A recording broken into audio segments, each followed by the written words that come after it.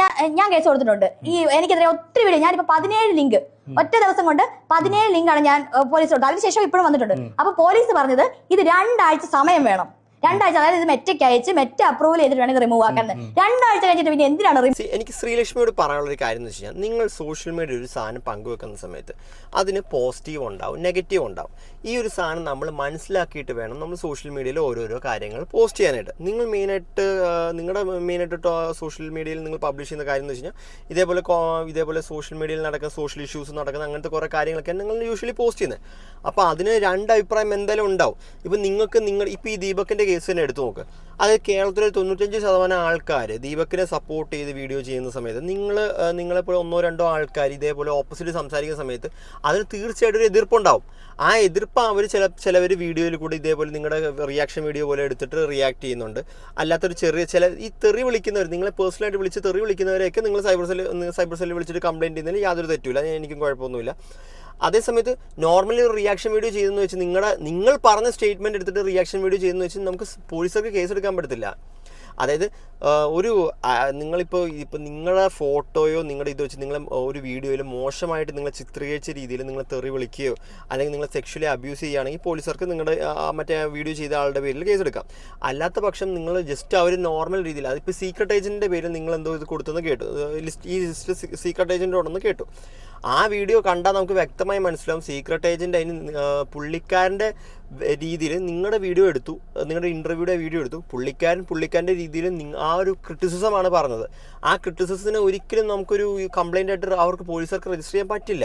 അതായത് നിങ്ങളെ ഡീഫെയിം ചെയ്യുന്ന രീതിയിലൊന്നും ആ വീഡിയോയിലില്ല. ഒന്നെങ്കിൽ നിങ്ങളെ ഡീഫെയിം ചെയ്യുന്ന രീതിയിൽ എന്തെങ്കിലും ആ വീഡിയോയിൽ വേണം. ആ ഡീഫെയിം ചെയ്യുന്ന രീതിയിൽ ആ വീഡിയോയിലൊന്നും ഇല്ലെങ്കിൽ അങ്ങനെ കേസ് ഫയൽ ചെയ്യാൻ പറ്റത്തില്ല. അതായത് നിങ്ങൾ പറഞ്ഞൊരു കാര്യം എടുത്ത് നമ്മുടെ ഒരു ഒപ്പീനിയൻ പറയുന്നതിൽ അതിൻ്റെ പേരാണ് ഒപ്പീനിയൻ അല്ലെങ്കിൽ റിയാക്ഷൻ വീഡിയോസ് എന്ന് പറയുന്നത്. ആ റിയാക്ഷൻ വീഡിയോയ്ക്ക് എതിരെ നമുക്കൊന്നും ചെയ്യാൻ പറ്റത്തില്ല. ഒന്നാമത്തെ കാര്യം. ഇപ്പം നിങ്ങളുടെ ഫോട്ടോയും വീഡിയോസും എടുത്തിട്ട് അതിന് ശേഷം തെറി വിളിക്കുകയാണെങ്കിൽ അതിനെതിരെ അത് നമ്മുടെ IT ആക്ട് ഇപ്പോൾ പോലീസുകാർക്ക് വേണമെങ്കിൽ ലീഗൽ ആക്ഷൻ, പോലീസുകാർക്ക് മറ്റേ സൈബർ സെല്ലുകാർക്ക് അത് റിമൂവ് ചെയ്ത് കളയാനുള്ള ഓപ്ഷൻ ഉണ്ട്. അല്ലാത്ത പക്ഷേ നോർമലി ഒരു മര്യാദയ്ക്ക് ഒരാൾ ക്രിറ്റിസിസം ചെയ്തതെന്ന് വെച്ച് കഴിഞ്ഞാൽ ഹെൽത്ത് ക്രിറ്റിസിസം ആണെങ്കിൽ അതിനൊരിക്കലും നമുക്ക് ലീഗലി മൂവ് ചെയ്യാൻ പറ്റത്തില്ല. അത് നമ്മുടെ ആർട്ടിക്കിൾ 19 ഫ്രീഡം ഓഫ് സ്പീച്ചോ അങ്ങനെ എന്തോ ഒരു ഇതുണ്ട്, എനിക്ക് കറക്റ്റ് അറിയില്ല.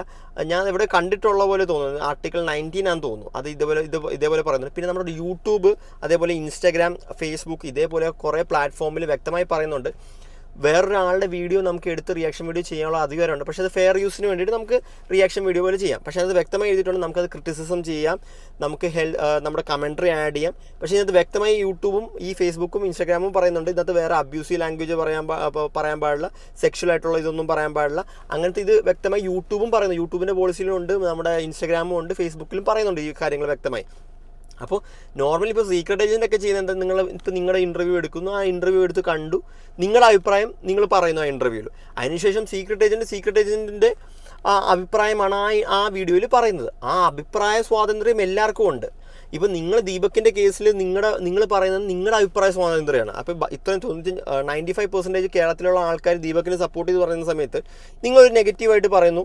അതായത് ഒരു മരണപ്പെട്ട ഒരാളെ മോശമായിട്ട് രീതിയിൽ ചിത്രീകരിക്കുന്ന രീതിയിലാണ് നിങ്ങൾ ഓരോ കാര്യങ്ങൾ പറയുന്നത്. അപ്പോൾ അങ്ങനെ വേണമെങ്കിൽ ആർക്കെങ്കിലും നിങ്ങൾക്കെതിരെ കേസ് കൊടുക്കാൻ പറ്റുമോ?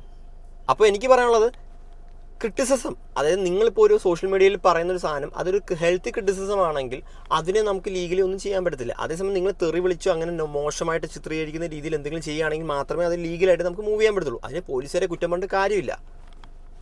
സമൂഹം സ്ത്രീകൾക്ക് വയലൻസ് ഉണ്ടാകുമ്പോൾ കാണിക്കുന്ന പോലെ അല്ലാതെ പുരുഷന്മാർക്ക് നേരെ പുരുഷന്മാര് ആത്മഹത്യ ചെയ്യുമ്പോൾ ഭയങ്കരമായിട്ട് അതിന്റെ പ്രതിസ്ഥാനത്ത് ഒരു സ്ത്രീ വരുമ്പോഴത്തേക്കും ഭയങ്കരമായ രീതിയിൽ അങ്ങ് ഇളകുന്നു. അതിവിടെ സ്ത്രീവിരുദ്ധ സമൂഹമായതുകൊണ്ടാണ്. ഇതേപോലെ നമ്മുടെ വേടന്റെ കേസ് അറിയാലോ, ആ വേടന്റെ കേസിൽ ഇതേപോലെ ഇഷ്യൂസ് നടന്ന സമയത്ത് അവിടെ വിക്ടിംസ് ആയുള്ള സ്ത്രീകൾക്കെതിരെ നിങ്ങൾ സപ്പോർട്ട് ചെയ്ത് വന്നില്ലല്ലോ. നിങ്ങളും പിന്നെ നിങ്ങളുടെ മറ്റേ കൂടെയുള്ള മറ്റേ പുള്ളിക്കാരിയും വന്നില്ലല്ലോ. നിങ്ങൾ രണ്ടുപേരും സപ്പോർട്ട് ചെയ്തത് മറ്റേ വേടനെയാണ് സപ്പോർട്ട് ചെയ്തത്. അപ്പോൾ അവർ സ്ത്രീകളല്ലേ? അപ്പോൾ നിങ്ങൾ നിങ്ങൾ സെലക്റ്റീവ്, എനിക്ക് തോന്നുന്നു നിങ്ങൾ ഭയങ്കര സെലക്റ്റീവ് ആയിട്ടുള്ള ഭയങ്കര സപ്പോർട്ട് ചെയ്യുന്നത് എനിക്ക് തോന്നുന്നു.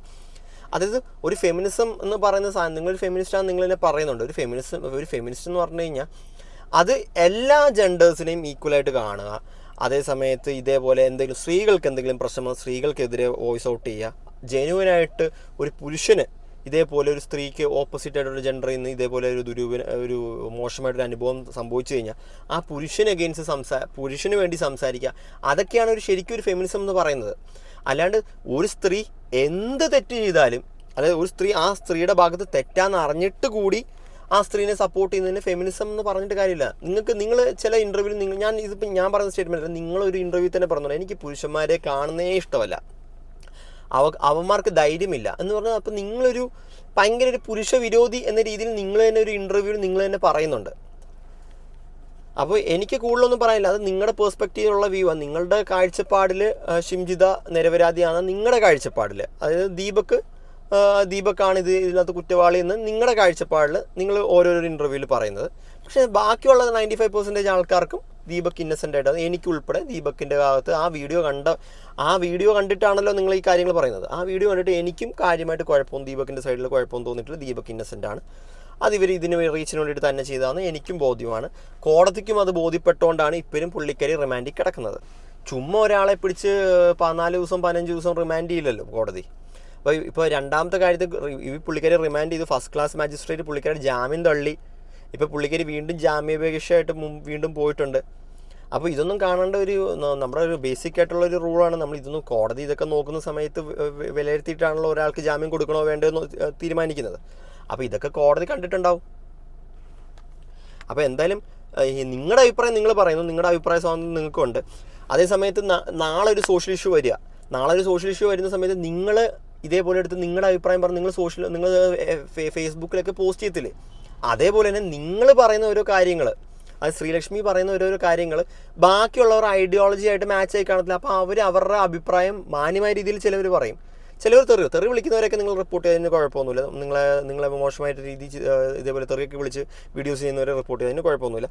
അതേ സമയത്ത് നോർമൽ ഹെൽത്ത് ക്രിറ്റിസിസം പോലെ നിങ്ങളുടെ വീഡിയോ എടുത്ത് അത് അങ്ങനെയല്ല, അത് ശരിക്കും പറഞ്ഞാൽ തെറ്റാണെന്ന രീതിയിൽ ഹെൽത്ത് ക്രിറ്റിസിസം ചെയ്യുന്നവരെ നിങ്ങൾ കേസ് എടുക്കുന്നില്ലെന്ന് പറഞ്ഞിട്ട് കാര്യമില്ല. എന്ന് വെച്ച് കഴിഞ്ഞാൽ അത് അങ്ങനെ ചെയ്യാൻ പറ്റത്തില്ല. ഇങ്ങനെയുള്ള ആൾക്കാർ ബാഗ് എടുക്കുന്നത് തന്നെ വെറുതെയാണ്. ആ ബാഗ് എടുത്ത് പിടിക്കുക എന്ന് പറയുന്നത് തന്നെ അവരുടെ കൈയുടെ നീം പൊങ്ങിയിരിക്കാൻ വേണ്ടിയിട്ടാണ്. ഫോൺ പോക്കറ്റിൽ വെച്ചിട്ട് സീറ്റിലിരിക്കുന്ന ആൾക്കാർ പോക്കറ്റിൽ കൈയിടും. എന്തിനാ? തൊട്ടപ്പുറത്തിരിക്കുന്ന സ്ത്രീയുടെ ഈസി ആയിട്ട് പോകും. നമുക്ക് ജസ്റ്റിഫിക്കേഷൻ ഉണ്ട്, അയാൾ ഫോൺ എടുക്കുമല്ലായിരുന്നോ, അയാൾ തട്ടിയില്ലല്ലോ. ഇങ്ങനത്തെ ഒരു കാഴ്ചപ്പാടുള്ള എനിക്ക് ഇതിൻ്റെ ഒരു മറുപടിയായിട്ട് എനിക്ക് പറയാനുള്ളതെന്ന് വെച്ച് കഴിഞ്ഞാൽ, അതായത് നമ്മുടെ കേരളത്തിൽ ബസ് യാത്ര ചെയ്യുന്ന, അതായത് ഇതേപോലെ രാവിലെ ജോലിക്ക് പോകുന്ന ആൾക്കാർ ഇഷ്ടം പോലെ ഉണ്ട്. IT കമ്പനിയിൽ ജോലി ചെയ്യുന്നവരുണ്ട്, ഇഷ്ടം പോലെ സെയിൽസിൽ വർക്ക് ചെയ്യുന്നവർ, ഇവർക്കൊക്കെ ഈ ബാഗ് ആവശ്യമുണ്ട്. ഒന്നാമത്തെ കാര്യം എനിക്ക് നിങ്ങളോട് പറയാനുള്ളതെന്ന് വെച്ച് കഴിഞ്ഞാൽ, ഇതേപോലെ ബസ്സിൽ യാത്ര ചെയ്യുന്ന എല്ലാ പുരുഷന്മാരും ഇതേപോലെ ഇതിനു വേണ്ടിയിട്ടാണെന്ന് പറയുന്നത് ഒരു തെറ്റായ കാര്യമാണ്. രണ്ടാമത്തെ കാര്യം എന്ന് വെച്ച് കഴിഞ്ഞാൽ, നമ്മുടെ കേരളത്തിൽ ഇതേപോലെ ബസ്സിൽ ബാഗുമായിട്ട് യാത്ര ചെയ്യുന്ന ആൾക്കാർ ഒന്നെങ്കിൽ സെയിൽസിൽ വർക്ക് ചെയ്യുന്ന ആളായിരിക്കും, അല്ലെങ്കിൽ IT കമ്പനിയിൽ വർക്ക് ചെയ്യുന്ന, അല്ലെങ്കിൽ ലാപ്ടോപ്പൊക്കെ ആയിട്ട് പോകുന്ന ആളായിരിക്കും. 1-2 പേര് ഇതേപോലെ നിങ്ങൾ ബാഗുമായിട്ട് കയറി ഇതേപോലത്തെ പരിപാടി ചെയ്യുന്നു വെച്ചിട്ട് ബാക്കിയുള്ള ബാഗുമായിട്ട് കയറുന്ന എല്ലാ ആണുങ്ങളും ഇതേപോലത്തെ പരിപാടിക്കാന്ന് നിങ്ങൾ പറയുന്നത് തെറ്റായ കാര്യമാണ്. ബാഗുമായിട്ട് കയറുന്ന ഒരാൾ ഇതിനു വേണ്ടിയിട്ട് തന്നെയാണെന്ന് പറഞ്ഞു കഴിഞ്ഞാൽ, ഈ ബസ്സിൽ യാത്ര ചെയ്യുന്നത് എന്തുകൊണ്ടാണ്? അയാൾക്ക് ബൈക്കിൽ പോകാൻ ഒരു പൈസ ഇല്ലാത്തതുകൊണ്ടും പിന്നെ കാർ അഫോർഡ് ചെയ്യാൻ പറ്റാത്തതുകൊണ്ടാണ് ബസ്സിൽ യാത്ര ചെയ്യാൻ വരുന്നത്. അതെന്തുകൊണ്ട് അയാൾക്ക് തീരെ വരുമാനം ഇല്ലാത്തത്, ഇതേപോലത്തെ സെയിൽസോ അങ്ങനത്തെ എന്തെങ്കിലും ചെറിയ ചെറിയ ജോലികൾ ഉണ്ടായിട്ടായിരിക്കുമല്ലോ പാവങ്ങൾ ബസ്സിൽ കയറി പോകുന്നത്.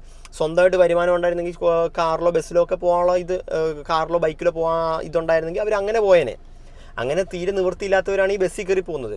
അപ്പോൾ ബസ്സിൽ നമുക്ക് ബാഗ് എന്താ പറയുക, റെസ്ട്രിക്റ്റഡ് ആയിട്ടുള്ള സാധനമൊന്നുമില്ല. നമുക്ക് ബാഗ് കൊണ്ടുള്ള ഇതുണ്ട്. ഫോൺ നമുക്ക് പിന്നെ പോക്കറ്റിലല്ലാണ്ട് പിന്നെ നമുക്ക് എവിടെയാണ് വെക്കാൻ പറ്റുന്നത്?